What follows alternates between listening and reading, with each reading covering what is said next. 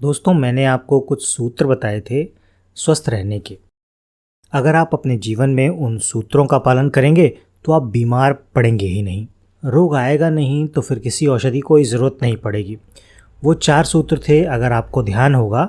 मैंने शायद कुछ ज़्यादा बताए थे, लेकिन कुछ सूत्र हैं जो अगर आपको ध्यान नहीं है तो आप पिछला वीडियो देख सकते हैं। मैं आपको रिपीट कर रहा हूँ।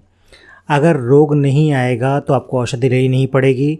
उसके लिए पहला सूत्र जो है वो आप नोट कर लीजिए। भोजन के बाद पानी नहीं पीना, 1.5 घंटे बाद ही पानी पीना। दूसरा सूत्र, अगर भोजन के बाद आपको कुछ पीना है तो सुबह के समय आप जूस ले सकते हैं, दोपहर के समय दही, लस्सी, छाछ या मट्ठा ले सकते हैं, और रात के समय आप दूध ले सकते हैं। तीसरा सूत्र है कि जब भी आपको पानी पीना हो तो घूंट भर भर के पानी पीजिए, एक साथ गटागट पानी नहीं पीना। चौथा सूत्र, पानी कभी भी आपने ठंडा नहीं पीना, फ्रिज से निकाला हुआ बर्फ़ डाला हुआ पानी आपने कभी नहीं पीना। ये 4 सूत्र हैं जो मेन सूत्र हैं। 5वां सूत्र है, सुबह सोकर उठते हैं तो संडास जाने से पहले पानी पी लीजिए। वो पानी गुनगुना हो तो बहुत अच्छा है, कम से कम 3 गिलास पीजिए। छठा सूत्र था कि खाना जब भी खाएं तो ज़मीन पर बैठकर खाएं, खड़े होकर खाना कभी मत खाइए। इसके विपरीत दूसरा सूत्र है कि दूध कभी भी पिएं तो खड़े होकर पिएं, बैठकर नहीं। अगला सूत्र है कि पानी आप कभी भी पिएं तो बैठकर ही पिएं, खड़े होकर नहीं।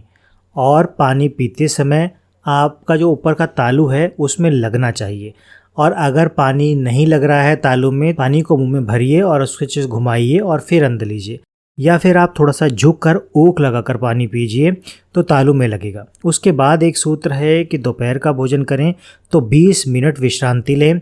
लेफ़्ट साइड में आप लेकर विष्णु जी की मुद्रा में आप विश्रांति लें। रात का अगर आप भोजन कर रहे हैं तो रात का भोजन करने के बाद कम से कम 2000 कदम आपने पैदल चलना है, उसके बाद ही विश्राम करना है। सुबह का भोजन 9 बजे कर लें और शाम का भोजन 6 बजे या सूर्यास्त से पहले पहले कर लें। ये छोटे छोटे सूत्र हैं, अगर इनका पालन अगर आप अपने जीवन में करते हैं तो कभी बीमार नहीं पड़ेंगे। और अगर बीमार नहीं पड़ेंगे तो बीमारियों दो दवा लेने का झंझट नहीं। और फिर भी मान लीजिए आपने ये सभी सूत्र ईमानदारी से इनका पालन किया और उसके बाद भी आपको कोई बीमारी आ गई, तो एक औषधि आप हमेशा याद रखिए, देशी गाय का मूत्र यानी गौमूत्र। उस गौमूत्र से आप अनेकानेक बीमारियों की चिकित्सा कर सकते हैं।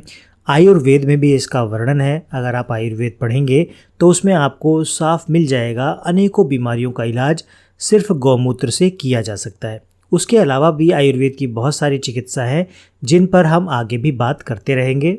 गौमूत्र एक ऐसी दवा है जिसका कोई टैक्स नहीं, टैक्स फ्री है, कॉस्ट फ्री है, फ्री की दवा है। बस सावधानी इतनी रखनी है आपको कि देशी गाय का होना चाहिए, जर्सी गाय का नहीं। जर्सी का ले लिया तो बीमारी बढ़ जाएगी आपकी, कम नहीं होगी।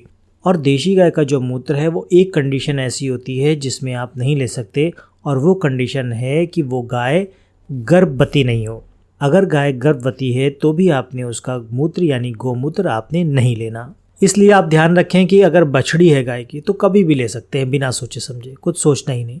ये थोड़ी सी सावधानी आप रखेंगे तो बीमारियों की चिकित्सा घर पे कर सकते हैं। अगर आप चाहें तो गोमूत्र को कांच की बोतल में भर के रख सकते हैं, लेकिन पीने के लिए आप कोशिश करें कि ताज़ा ही लें, और जो थोड़ा पुराना है तो उसको आप चिकित्सा में या चर्म रोग में इस्तेमाल कर सकते हैं। अगर ज़्यादा पुराना पीना ही चाहते हैं तो उसमें पानी मिला कर लें, लेकिन अगर ना लें तो ज़्यादा अच्छा है, आप ताज़ा गौमूत्र लें। तो इसलिए अगर इन सारी चीज़ों का आप पालन करेंगे तो फिर आप जीवन भर निरोगी रहेंगे, बीमारियां आपके पास आएंगी नहीं। फिर भी रोग आएगा तो हमारे चिकित्सा या हमारे रसोई घर में बहुत सारी औषधियाँ हैं जिनसे हम अपनी चिकित्सा कर सकते हैं। गौमूत्र एक औषधि है जिससे आप चिकित्सा कर सकते हैं। अगले कुछ वीडियोस में हम इस तरह की अनेकानेक औषधियों के बारे में जानेंगे जिससे आप अपनी शरीर की चिकित्सा बहुत ही आसानी से, सरलता से कर सकते हैं। इन दवाइयों का आपके शरीर पर कोई दुष्प्रभाव नहीं होगा। जिस तरह दूसरी दवाइयों का एक बीमारी ठीक करने में दूसरी बीमारियां हमें मुफ्त में मिलती हैं, इस झंझट से भी आप बचे रहेंगे। आशा करता हूं आज की जानकारी आपको पसंद आई होगी।